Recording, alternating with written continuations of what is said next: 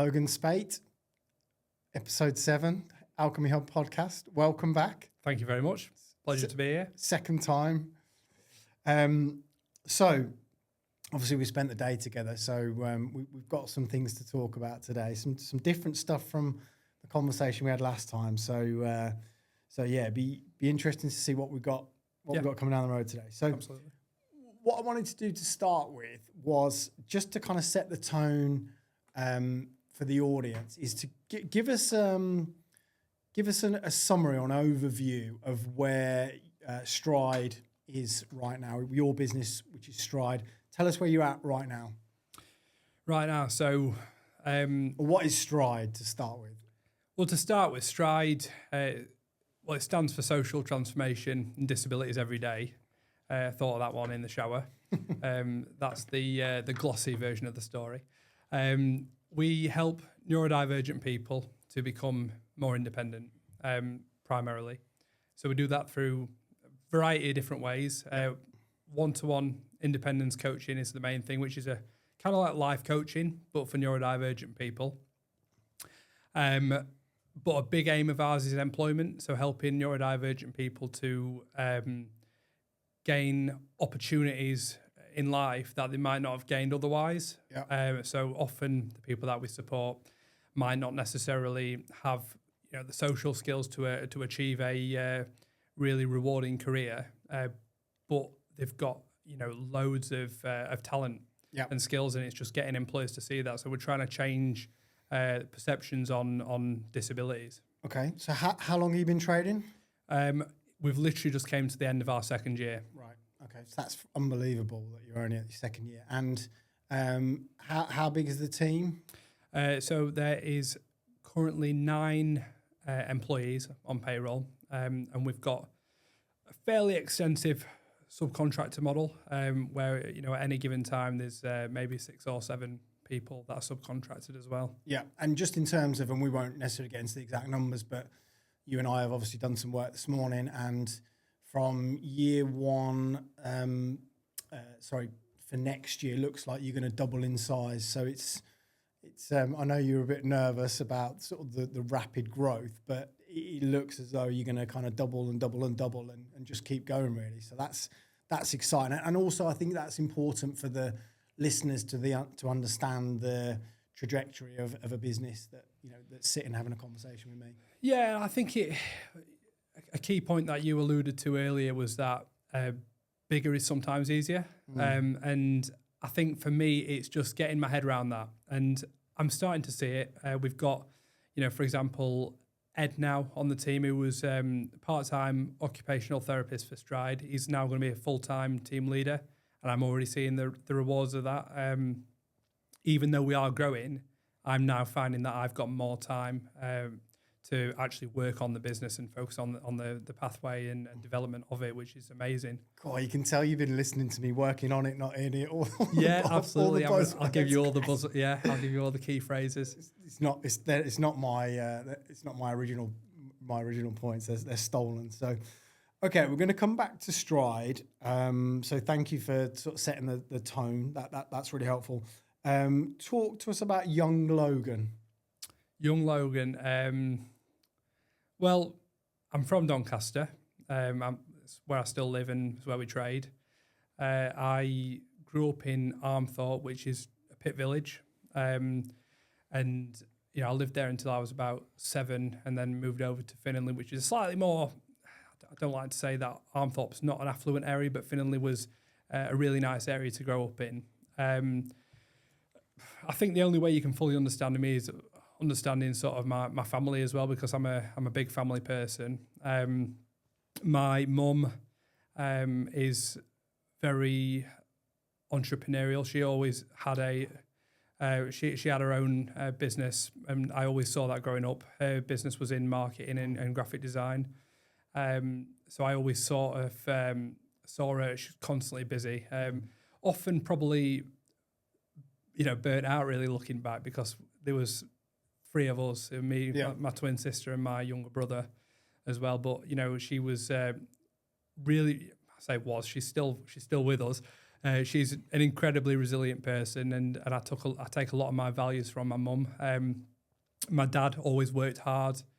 He's fleet transport workshop manager in Doncaster Council now, but he started as just a mechanic, going doing night school and getting all his qualifications. So we come from a real working family, Right?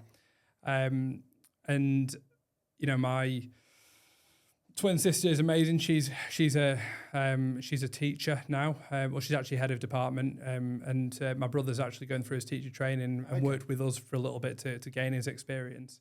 But young Logan, amongst that sort of setup, we had a very loud sort of hustle and bustly type household, and I was probably, I'd say, I don't know if the quiet one is the right thing to say, but I was called Dopey in my house. It was Dopey Logan. I was always in my own world.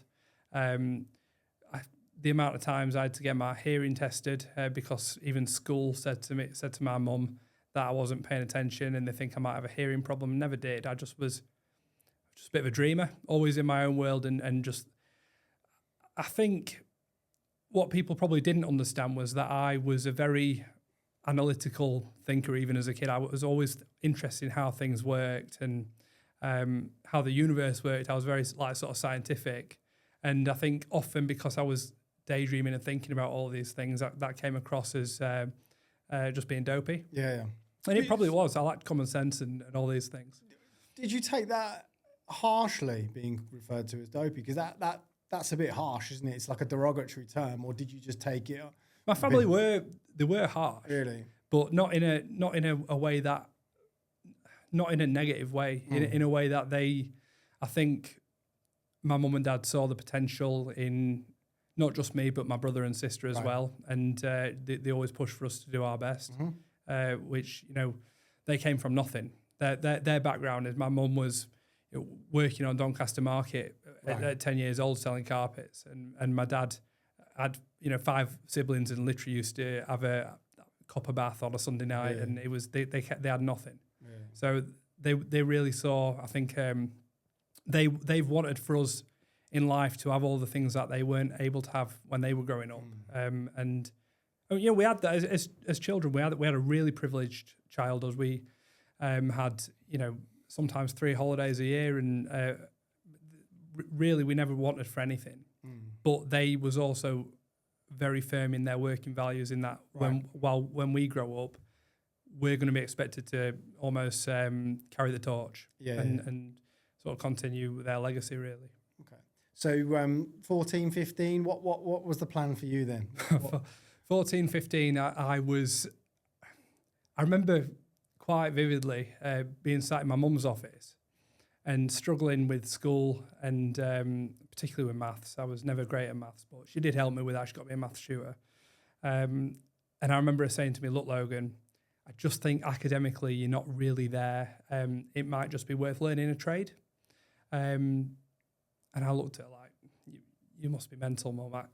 I can't, you think I'm bad with my brain, I'm even worse with my hands. I'm not that, I'm just not a practical kind of person. And it was just a no, straight up. That got my guard up because I knew that learning a trade wasn't me. And I think that I just wasn't able to show what I was capable of at that age. Right.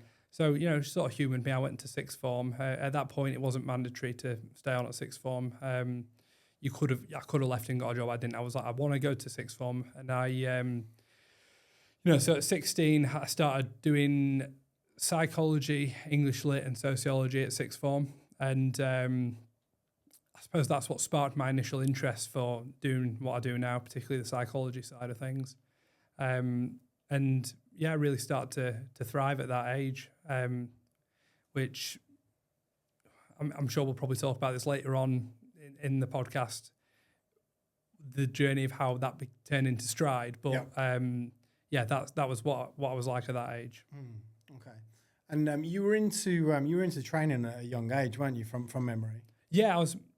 That was the other thing. I think that's when I really started to realise that when I put my mind to something, I don't know if obsess is the right word, but I can really throw myself into something. And at literally 14 years old, I remember going to a gym, and you had to be 16 to be a member of the gym. So I remember lying about my age, and then they asked to see some form of ID. And I was like, I haven't actually got any form of ID because I'm only 14 or whatever. So they actually agreed to let me train there anyway. Really? They just risk assessed it. Good for them, though. That's interesting. You wouldn't get away with that these days, would you? No. But, there was really, and they used to look out for me in the gym. And I was going in like 4 days a week, doing a training split. It was like chest day, back day, I think arm day and leg day at that age. And all the other kids at school, I say kids, teenagers, would have their packed lunch, what the mum had made for them, sandwiches, Pack of skips. Yeah, all that kind of stuff. And I'd be there with my chicken and rice and peas and whatever else that I'd meal prepped the night before. I'd have morning break. I would have like a protein bar and like a amino acid drink. Lunchtime, it'd be a meal that I'd made like 400 grams of chicken, rice, peas, and I think a protein shake. Afternoon would be a brown pita bread with banana and peanut butter in, and I think another protein shake. I was just hammering the protein at that age. But yeah, I was really disciplined and got in quite good shape at that age, to be fair. So and that carried on through when I eventually went to uni and things like that. I stayed on with the gym, and it was I think if I had any regrets, it'd probably be not competing. I was really into bodybuilding. Right. So well, what's to stop you? Being a dad. Yeah, but you wouldn't take you long, would it? Once little one is in in school and sort of settled, there's nothing to stop. Especially as you've got your own business, you get to choose, don't you? Never say never. I think your priorities change in life a little bit, and obviously I'm focused now on Stride and the growth of Stride, and I'm focused on being a dad.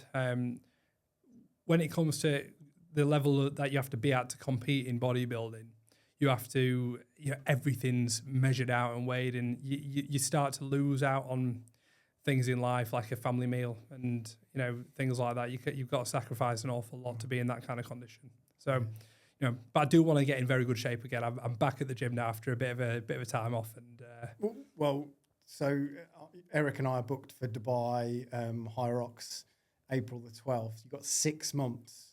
Fancy it? What's High Rocks? High Rocks. It's like a CrossFit but functional in the sense that you do essentially do 8 you know this.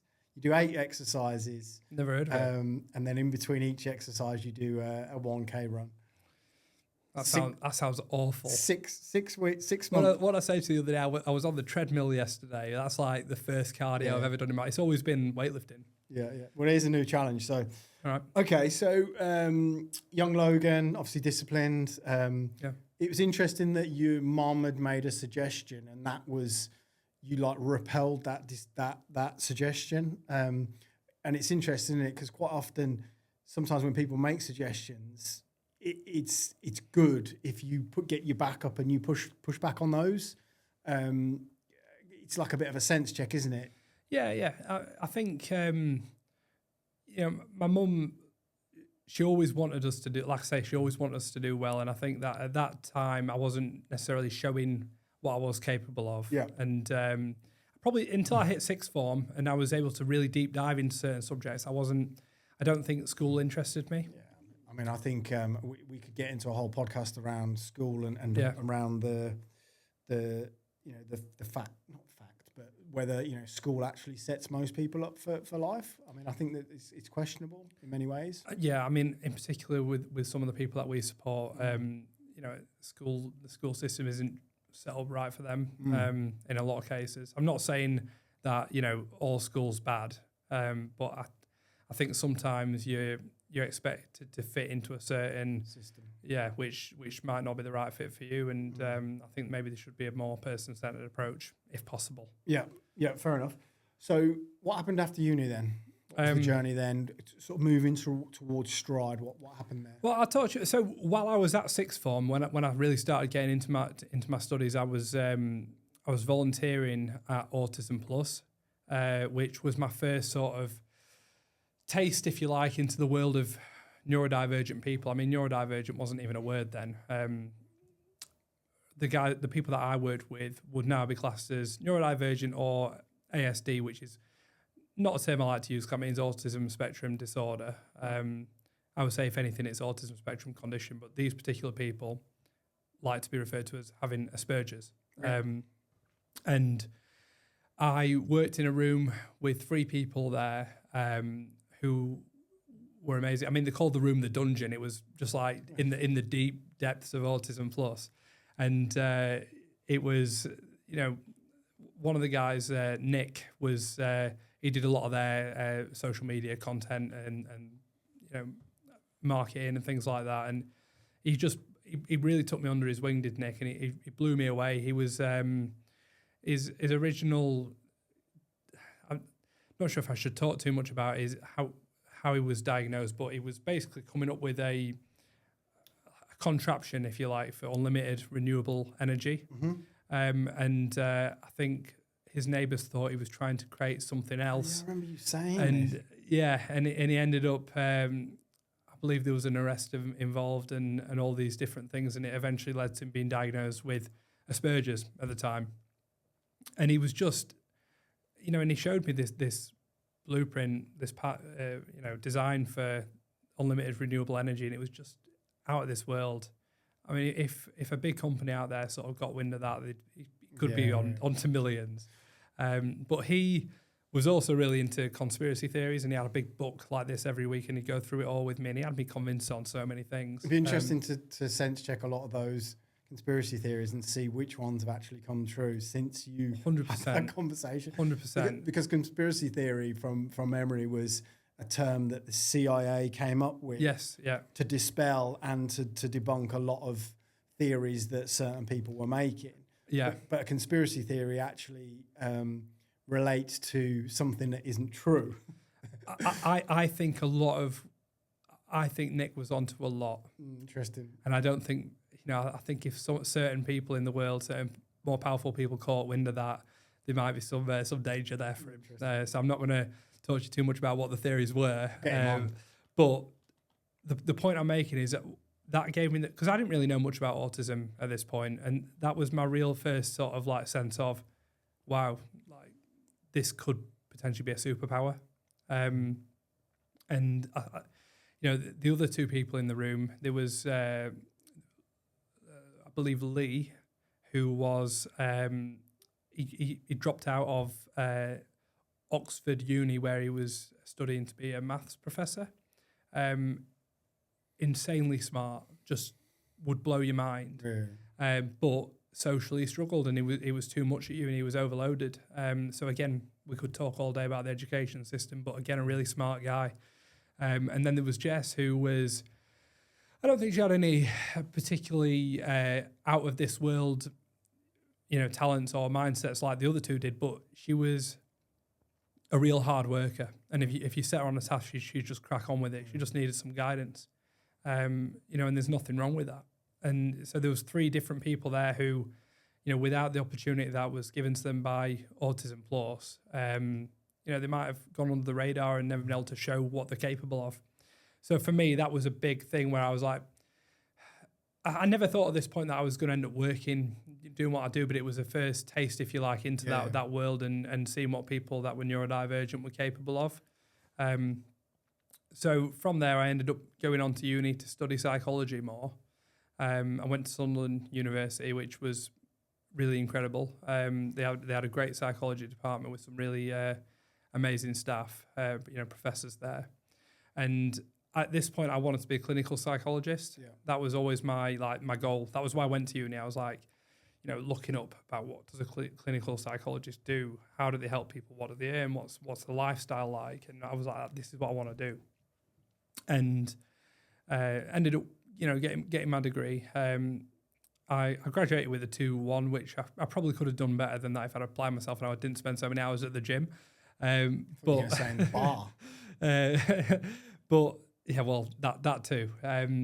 But I also don't regret that, by the way, because Yeah. uni was a big part of how I developed as a person. I was really quite introverted before. Yeah. I didn't have a lot of friends in school. I had tight-knit friends, but socially, I lacked a lot in my younger years. And I remember working in my first job when I was 16 in Top Man. That was another time I lied about my age, by the way, because my mum wanted me working. It was summer holiday. My mum wanted me working. I was only 15 and I weren't quite 16 yet. And when I went for the interview, I was 15 and they caught wind of that. But I was like, but by the time you take me on, I will be 16. So they eventually did. And I remember like the first day on the shop floor, a customer coming up to me and asking me for something. And I was just like froze, like a deer in the headlights. I could not like string a sentence together. And I remember vividly, there were a lot of times where I used to go and hide in the storage room because I was just like overwhelmed and didn't know how to talk to customers. It's funny that as you're talking, the fact that you're in the arena that you're in, having had probably some of the difficulties and that you've had sort of growing up, that you're in that arena, is sort of feels strange that. Yeah, I mean, it's a weird turn of fate, isn't it? That everything just seems to have lined up that way. I mean, I'm not neurodivergent myself. I do think I have ADHD, but I'm not, on paper, I'm not neurodivergent. But yeah, I did definitely have some struggles, particularly in my younger years, and it took a lot for me to come out of my shell. But I think uni for me was a big part of how I did that. I mean, sitting and talking on a podcast, I couldn't have done this. This would have been. That's easy though. It's just a chat, isn't it? Yeah, but it's not that. It's the concept of it. Right. It's the idea that it'd be recorded, and I mean, it's mad to think now that this would have been daunting for me before. But at that age, I was just, my sister was really confident, my brother was really confident, and I just, I struggled a little bit with it. I even had like sort of elocution lessons, which turned into public speaking lessons, and that was a big thing what my mum did to try and help to boost up my ability to talk in front of crowds and build up my person skills, my people skills. But I didn't expect that I would be doing a job that I'm doing now, where I do find myself talking in front of people quite a lot and leading a team and stepping into events and guest speaking and everything else. But yeah, uni was a big thing. I developed a lot of confidence in uni. I gained some really good friends, and I think academically brilliant. It taught me a lot of what I use today in my line of work. But even personally, I think even if I didn't get a degree from it, I would have gone just for that experience and what it did for me to grow as a person. Interesting. So then uni finished. What was the next phase then? So it's a bit of a fall from grace, to be fair. I was applying for jobs. I must have been applying for 10 jobs a day through NHS jobs, trying to get a psychology assistant type role to build up some clinical experience. And just no matter what I did, I wasn't hearing anything back. Eventually, I ended up working in Greggs for a little while, which, by the way, nothing wrong with working in Greggs, but it wasn't what I wanted to do. It was, for me, it was always a means to an end. It was just something for the time being for me to be a bit of a springboard from. But I was only there for about 4 weeks when my mum had actually taken on a client as a volunteer of a company called Employment Support at the time.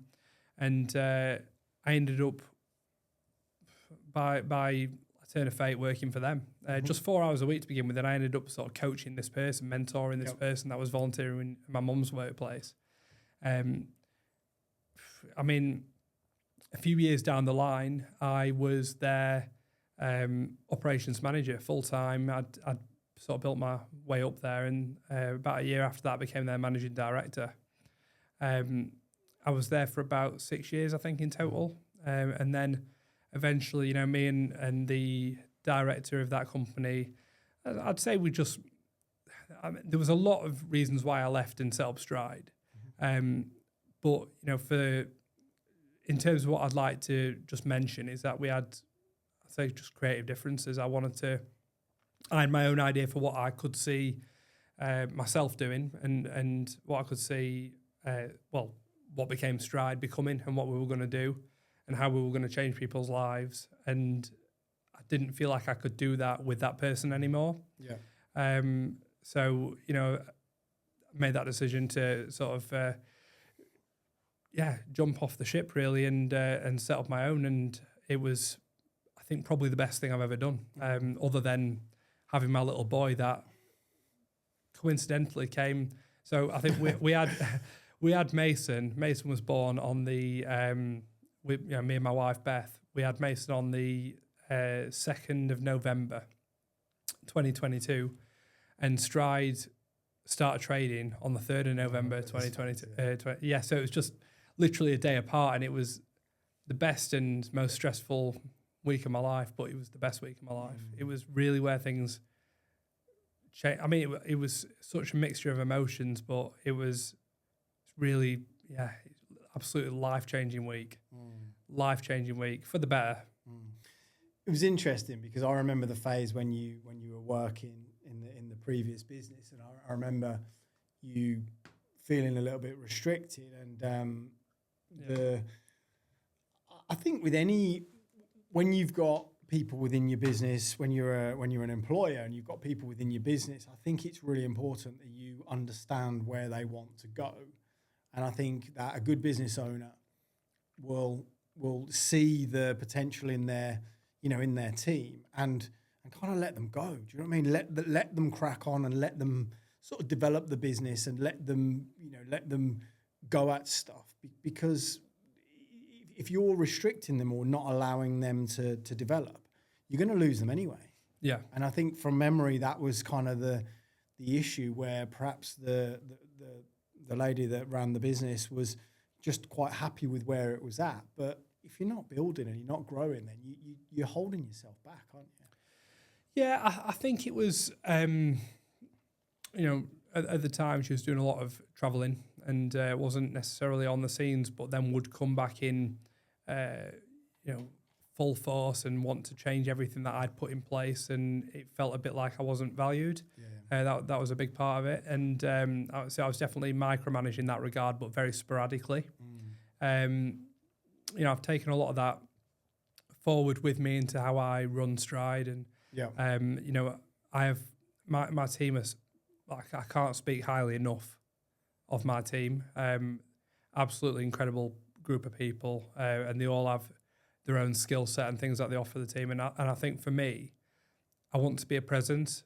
I don't want to be somebody that's, not there and not present. I want to be approachable by the team, but also trust them to fulfill their roles without needing too much guidance. Yeah. And do you think you've learned that from the experience you've had in your previous role? Has that kind of helped?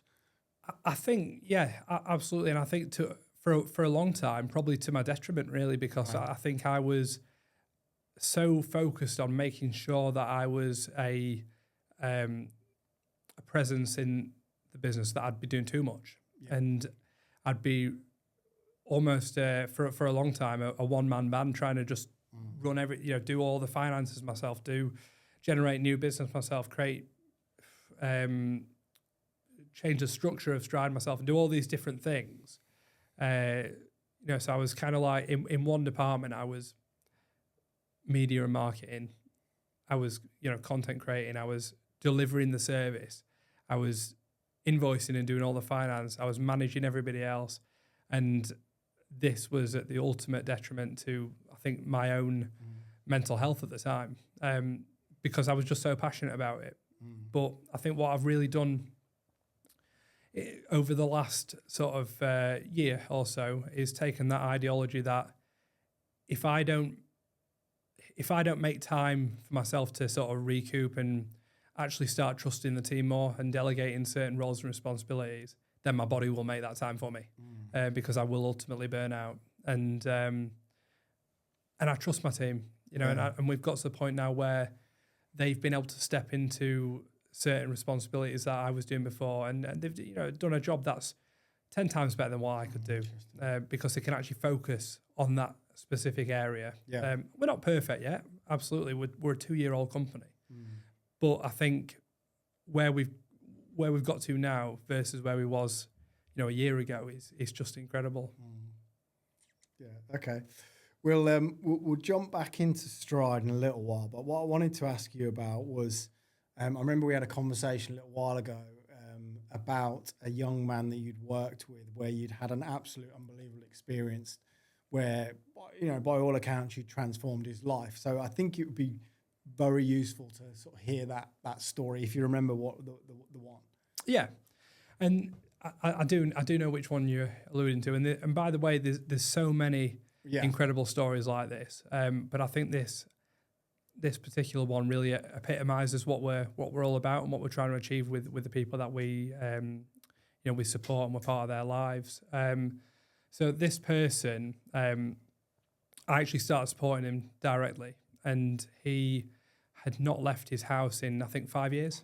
Think that the furthest he'd been was to the end of his street with his mum. He would not leave on his own, and he had massive social anxiety. When you asked him what his struggles were, he had a diagnosis of autism, but he didn't even think about that. It was just his anxiety more than anything. I think I helped him to understand a little bit about, how his autism and the way that he thinks might have led to that anxiety, particularly in social situations. But anyway, look, when I started with him, he really wasn't super open to the fact that he could change and he could lead a better life. So it was very much a slow start, chipping away at things and just looking at how he got himself into this situation in the first place. Well, call it what it is, into this mess in the first place, because he was in a pickle when I started working with him. What we started doing was looking at just how do we slowly unpick what's going on in his life that's leading to anxiety. So it's like, right, what is the anxieties about leaving the house? And it was, well, I might see people. Okay, well, what's the issue with that? Why is it tough to be with people? Well, because I get overloaded. And okay, well, why? And we went around in circles like this for a while. And what we ended up doing was gradual exposure to things. So it's like, okay, if you go near the door in your house to leave, does that give you anxiety? Yeah. Okay. Well, what about if you stand 5 meters down from the hallway and just look at your door? Does that give you anxiety? No, that's not so bad. Okay. Well, let's start there then. And then week on week, we built that up. And eventually we was leaving the house together, and we was walking, just locally around. He lived in Wheatley. So walking to the park and having a walk around there and just having a chat about his week and things like that.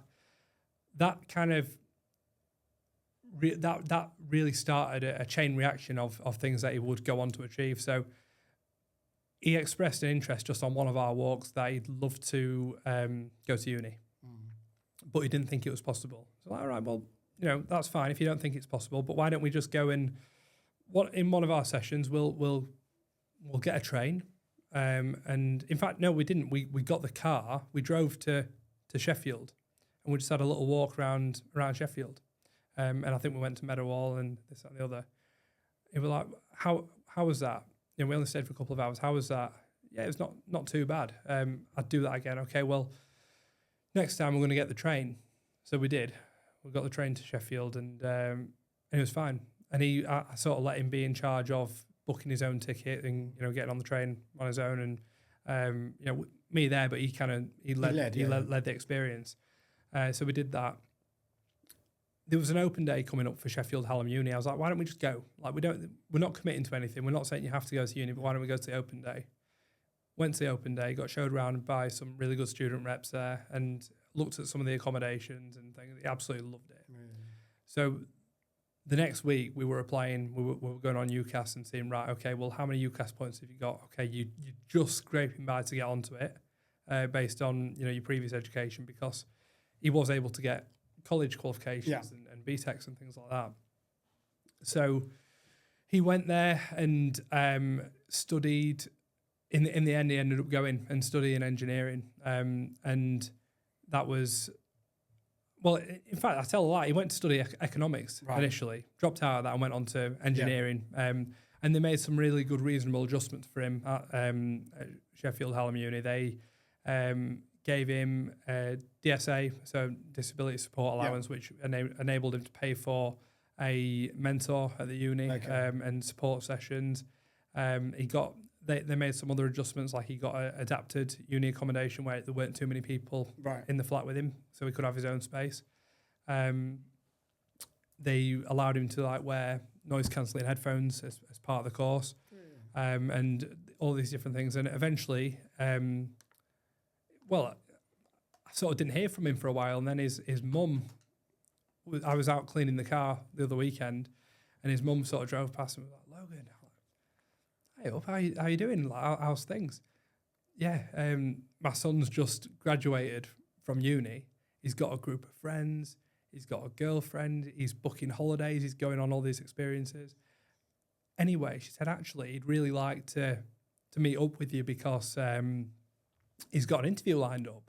And he wouldn't mind just some words of wisdom before. So I was like, I'll come round and have a coffee with him. So the next morning I went round and he was there. First thing, Logan, it's great to see you. How are you doing? He was just this confident guy that I was like, what? Were you emotional at that point? point? Absolutely. Really? Absolutely. I was just proud because how can he go from the person that I knew to having all these incredible, social skills and, coming up to me and giving me a firm handshake. And, he had an interview the next day. I was like, right, you've got, like, I can just be how you're being now. You've got this. You've absolutely got this interview, and ran through some like potential mock questions and things like that. And he nailed it. Yeah. Went to the interview the next day and he knocked it out of the park. And he's been taken onto a really good graduate scheme in engineering, earning a ton of money, by the way. And he's I believe he's bought himself a car out of that now, and he's driving. And for me, that's just the. By the way, I think I've said this before, is that all he needed was just a bit of a nudge in the right direction. His potential was always there. He just didn't see it, and he just needed that bit of nudge, that bit of somebody that believed in him, and a great uni, which Sheffield Hallam were, to make those adjustments. Sounds as though they're really supporting him. Yeah, and and he lived the full student life. He was going on nights out. I mean, for him to have done that, it's incredible, that transition. He surpassed my expectations. We'll put it that way. So, that's just for me an example of what we're trying to achieve with all our clients. And don't get me wrong, that is a really exceptional story. Yeah. And not all of our clients are going to achieve that. But, what is a huge achievement for one person might be really small for somebody else. And what is a small achievement for one person might be huge for somebody else. It's completely individual. And that's what we pride ourselves on at Stride is that real person-centered approach. And everybody's goals are personal to them. Yeah. And, like I say, it's no matter how big or small, these achievements should be celebrated. It's an amazing story. Imagine if you hadn't have met you. Do you know what I mean? Imagine if you'd have somebody of, what could have been the consequence of no change. I mean, what does that look like? I mean, I dread to think. I mean, obviously, he'd spent 5 years. It's a lifetime, isn't it? It's half a lifetime. Yeah, young lad too, good-looking lad. Like, just had everything going for him and just didn't see it. And yeah, I mean, I would like to think that he would have found some other support and been able to change something in his life. But the reality was, he was 5 years isolated. So could that have continued? Interesting. Okay, segue on. I've got a couple of options. So we were chatting earlier, weren't we? And you were talking about your own.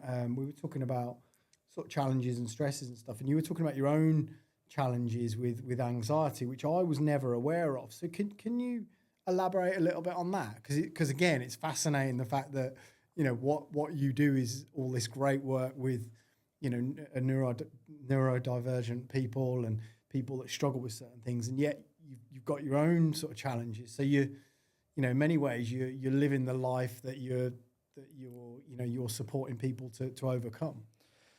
Yeah, I mean, for me, anxiety, I think it's something that a lot of people live with and don't necessarily realise they have it. I think people just think it's normal and that it's okay to feel like that because that's just, that's just life. And, often, particularly for men, it's about masking that and trying to pretend like everything's all right when it's not.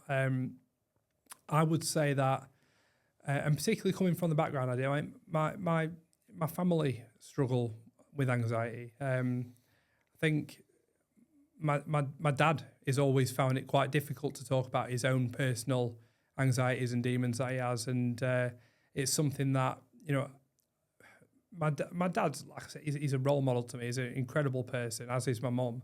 But I think something that I would have liked him to do more is have that emotional intelligence and be able to open up about his own personal feelings and even to be able to recognise what he's feeling and why he's feeling that way. And what I've found that for me, I've got a really good support network around me. My wife, Beth, is incredible. And I talk to her all the time about what I'm feeling and why I'm feeling that way. And sometimes if I don't realise why I'm feeling a certain way, she'll help me to put it into context. Right.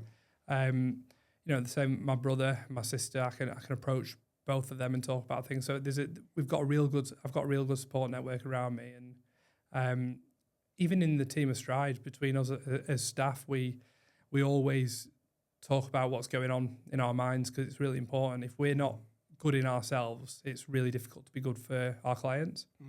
And I think it's just we'd quite happily talk about when we've got a cold or when we've got a hip problem or no, let's not talk about hip problem. or when we've got any other physical ailments. So why won't we talk about what's going on in arguably the most important organ in our body, which is our brain? So can I ask them for you, like when sort of anxiety kicks in, what does that look like? What is that? What goes through your mind at that point, and how do you feel? Yeah, I mean, it can be. I can have really good days where I feel like I can just take on the entire world, and there's no problem. And then I can have other days where even the smallest things can be quite triggering. And that to me looks like tight chest, Right. struggling to communicate effectively. I'll sort of shut down a little bit. Sweaty hands. Often my anxiety will come when I'm on my own as well, and on an evening when I'm just trying to switch off. That tends to be when that can come out. So like I say, I'm somebody I'm quite open about these things. It's what I did my degree in. Not my degree in anxiety, but I did it in psychology. So I'm not afraid to use the things that I've learned from that. And the main thing is just firstly looking after myself. And what brings it on? What is that brings that on? Do you know? Are you aware of that? Sometimes just like sometimes not a lot. I think it comes down to one of my innate personality traits, which is that I'm a perfectionist. Right. I like everything in my life to be squared away, and I like to make sure that everything is perfect in Stride. I'm the perfect dad. I'm the perfect husband. I'm, everything's clean and tidy, and I'm on top of everything. And when I'm not, That's tiring. That absolutely. And you've only got so many. If you imagine your time as a currency, you can only spend it in so many ways, can't you? And if you take some currency from one area of your life, you've got to put it in another. And so one of the personal things for me that I've found is, we mentioned about fitness and the gym earlier. I've not had as much time to do that since becoming a dad and a business owner, all in 1 week. And the challenges of growing a new business while being the best dad possible and husband possible and all that kind of stuff, it can be quite overwhelming, and that does probably naturally so. And I think a lot of 28-year-olds would feel the same in that situation. It can naturally be quite overbearing and overwhelming and can cause anxiety. I wouldn't change it. It's. Do you think it's healthy? I think those things are healthy feel those feelings and get stressed and to an extent. If you think about what anxiety is, it's a stress response, fight or flight a lot of the time, which can help us. I mean, it comes in the release of cortisol and adrenaline, which in a situation where you need that is really healthy. So if you're in the gym, for example, cortisol and adrenaline are really good because they help you to stay focused, they help you to be able to lift more weight, they help you have a higher pain threshold. But in the context of being sat behind a computer in an office, not necessarily the most helpful. So it's about just, getting things under control in regards to that. And I think for me as well, like I say, that a big thing that I used to be in the gym a lot and I've not been able to as much, that's a big thing that has probably led to me having more anxiety because I was able to release, get that sense of release of those certain hormones and chemicals at the time, and now it's We're training for the High Rocks event in Dubai in April the 12th. That'll be really helpful, won't it? Yeah.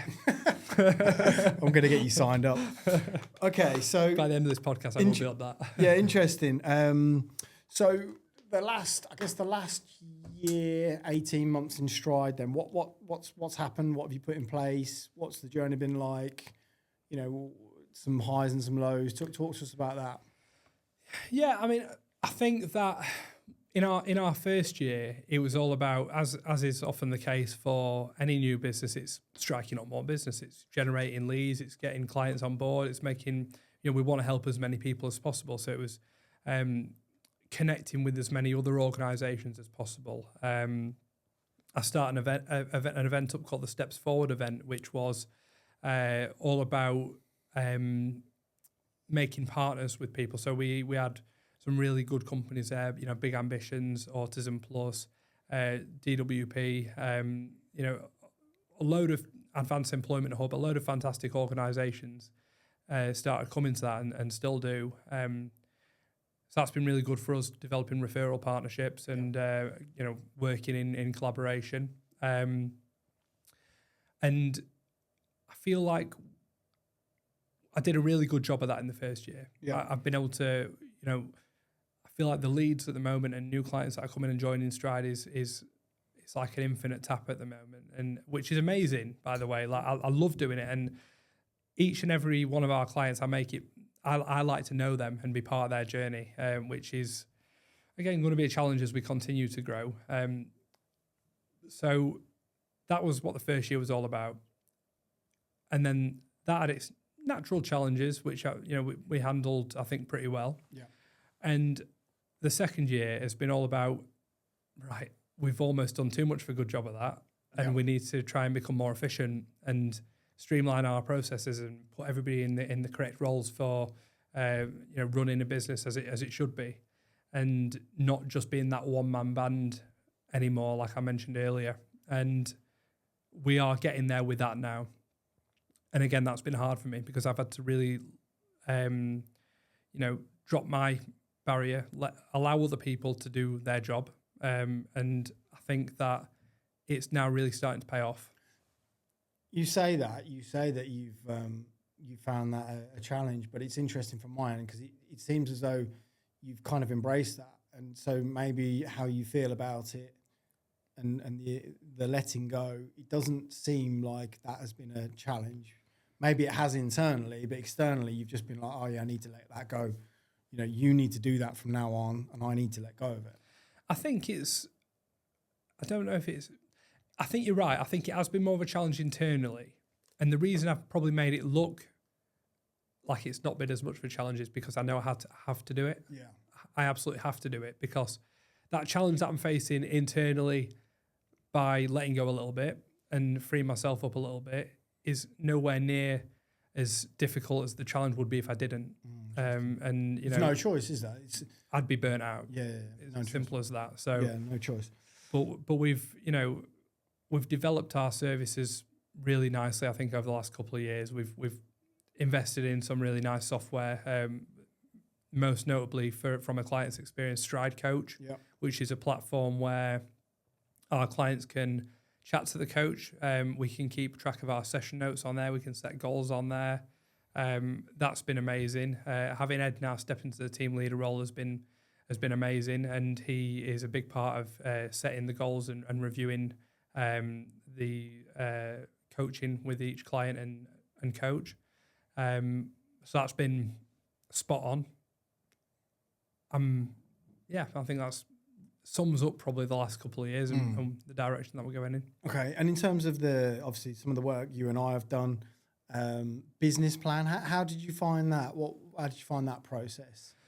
Because we took our time with that, and I was thinking about something earlier, and probably up until about a year ago, I would have always been like quite passionate about a new business, just getting a plan straight away. And actually, with the work you and I have done, we didn't do that straight away. And I think in retrospect, having a period of time where you were just figuring it all out, making mistakes, devising some new things, testing some things, and then we were probably 6 months later than we wanted to be, but having that extra time and space and that period of kind of settling, I think was really helpful, because it meant that from my end, the plan that we facilitated was clearer because of that time. Yeah, I think that everything happened when it was supposed to happen. I'm not normally a big believer in that kind of stuff, but it was really nice for you to spend that time with me, because you was with me from the start, wasn't you? From literally I think the first month or two of trading with Stride. And it was great for you to, just bit my lip there.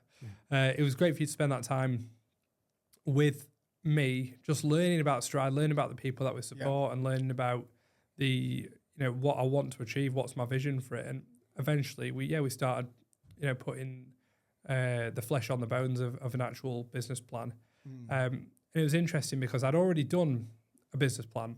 I needed to do a business plan in order to get agreed for the bank, and it was like this super complex piece of work that had taken me ages, and everything was.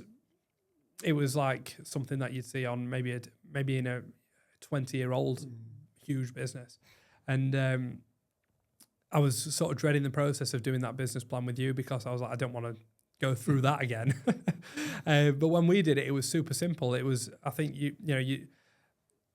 I think you said to me at the time that if you can't just explain it to your mate down the pub, then it's not a plan worth having. It needs to be something that's super clear, super easy to follow, and it is, and I think that's really led the direction that we've gone in since creating that. Yeah, and while creating that, because I think it was interesting, we'd be setting short-term strategies in that business plan. And while we were doing that, I was kind of between our sessions going away, and I'd be like, I've done that now. I've done that now. It's interesting, isn't it? And it's part of me likes that, because it's like you just get it done, and then part of me is like, no, finish the plan first, and then start action it. But naturally, it's like, I can get that done tomorrow. I can make that phone call and instigate that today. So it's probably why the business plan in the end took so long to do, because by the time we'd already done stuff, we'd crossed things off. Yeah. And I think even now we're at the point where. We've looked at things like what was our predicted budget, and what was our predicted, what was going to be our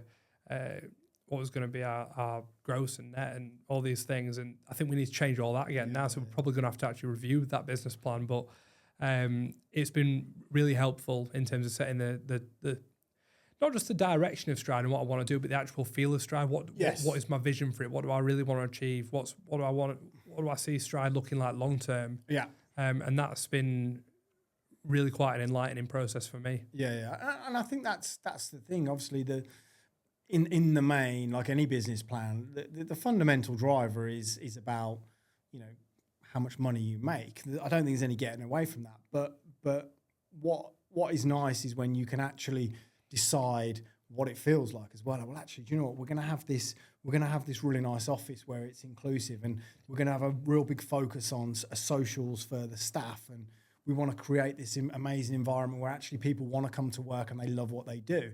Well, if you can create that business, make a load of money and do that, and actually I would say that having it feel right, all of that money and everything will, doing a good job will come off the back of that anyway.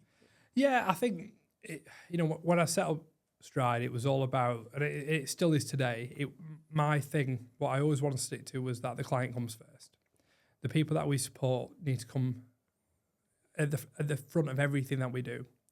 And I think if we do that, and I think the business plan reflects that, by the way, then the money, the things that the benefits of being a business owner and the benefits for our staff will naturally come. And I think that, yes, even though we have set financial objectives, I don't think they're at the front of my mind when I run things day to day. It's always the client. And I think that the business plan does a really good job of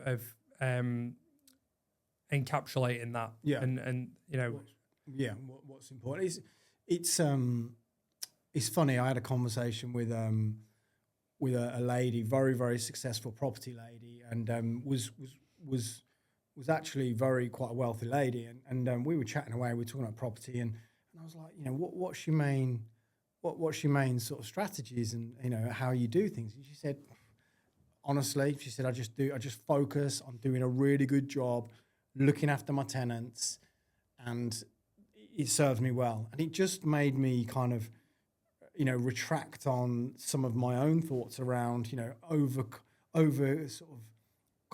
complex strategies and trying to be clever. It's like, just do a really good job, and actually, if you do that, the money will come. Yeah, and it's a little thing. It's looking after your staff. Yeah, they're the biggest investment. Absolutely, I think one of the things that we said in when creating the business plan was that we wanted to have a team of forward-thinking experts. Yeah. How do you do that if you're paying people, minimum wage? Well, we had that conversation this morning, and we were like, do you know what? You really are paying your staff well, and one of my observations was that the beauty about that is once the business is used to paying a good level, if those people within the business choose to move on, or if for whatever reason you had to move them on, the business is already used to paying a good chunk of money, which means you can go out and get the best people. Yeah. And I think that's a credit to you, really, in that you've been brave enough to set that up. You honestly, if you pay people, say, minimum wage, or not an amount that is worth what you want to bring to the table, that's all you're going to get. And I don't want to name any other companies, but I've worked with or alongside other organisations that people are in the staff room talking about how they're going to afford to eat that week and things like that. That's not. I want a culture where our staff feel looked after, and they feel that they want to be a part of Stride, and they feel that they've got to also match what they're getting paid, because there's a risk, fear that actually, if I don't do a good job, then I might lose that. And I know you've done some other things with cars and some other sort of perks for the staff, which I think is really good. Just kind of coming towards the end then of the conversation, what the next steps? I mean, it's frightening to, you just said there, you're 28, already got a really successful business. I mean, you're light years ahead of where I was when I was 28. So what are the next steps then? What does it look like next couple of years? Where do you want to take Stride? I mean, long term, I think we always mention that dream of, I'd love to have a facility or a centre where our clients can come in. It not be like, I mean, there's other facilities out there that are sort of similar setups to a college. I want it to be somewhere where neurodivergent people can access and feel a sense of community, feel safe, feel that when they walk into that building that they're going to achieve something. And, so it being almost like a wellbeing hub where we'd hopefully have other organisations joining us as well as part of that. But, that's more long-term. That's. I don't think you're that far off. We'll see, right? Honestly, I mean, I'm just kind of thinking, as you're talking, I'm like, well, actually, I'm thinking, well, we should probably contact Doncaster Council and see what buildings are out there, and actually see whether there's some opportunities there, because I would be very surprised if there wasn't. And knowing the trajectory that the business is going, and knowing that there's probably, grants and stuff out there, I don't think you'll be that far off. Well, yeah, we'll discuss that more. I'd love that. Somewhere that just feels like Stride, if Stride was a building. But I think, really for the next couple of years, it's just to continue to develop the quality of our service and to, invest in the areas that's going to create that. And on top of that, reach as many people as possible, make sure that people can get access to our service, because the amount of people that I still talk to today, and they'll say, I didn't realise that support like this was available. And I don't want that to be the case. There's a lot of people that are completely flying under the radar, and I think that they really need what we're offering. So I think it's about continuing to do that over the next couple of years, while also staying on top of making sure we're, systematic. Things are done. Things are done with a really good process. It's a fine balance there, because I don't want to lose that person-centered approach. So it's interesting, isn't it? Because you've actually, based upon what you're saying and what you want to achieve and the reach you want to have, you've actually got a moral obligation to have them conversations and to put yourself out there and to not let some of those people slip under the radar who desperately need the support that you guys are offering. So, absolutely. Thanks, mate. Thanks for coming in. Thanks for sharing the journey. And it'll be interesting to see where you go in the next couple of years. And always a pleasure talking to you, mate. Yeah, thanks a lot. I appreciate it.